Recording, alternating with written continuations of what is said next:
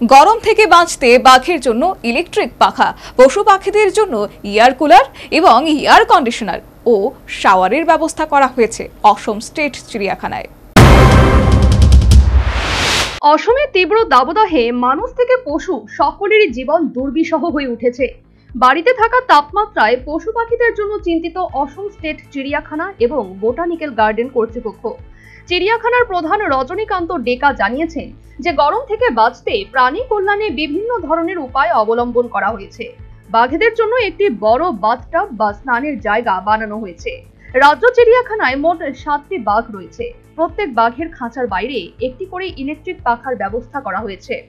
রজনীকান্ত ডেকা আরো জানান যে এছাড়াও পশু পাখিদের জন্য এয়ার কুলার এবং এয়ার কন্ডিশনার এবং শাওয়ারের ব্যবস্থা করা হয়েছে।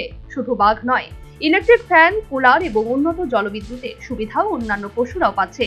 ডেকা জানান সে বর্তমানে সব প্রাণী ভালো আছে এবং তীব্র গরম সত্ত্বেও তাদেরকে প্রতিদিন খেতে দেওয়া হচ্ছে। ভারতীয় আবহাওয়া বিভাগ বা আইএমডি জানিয়েছে যে গুয়াহাটিতে আংশিক মেঘলা আকাশের পূর্বাভাস দিয়েছে, সঙ্গে থাকছে অল্প সময়ের জন্য বৃষ্টি অথবা বজ্রপাতের সম্ভাবনা।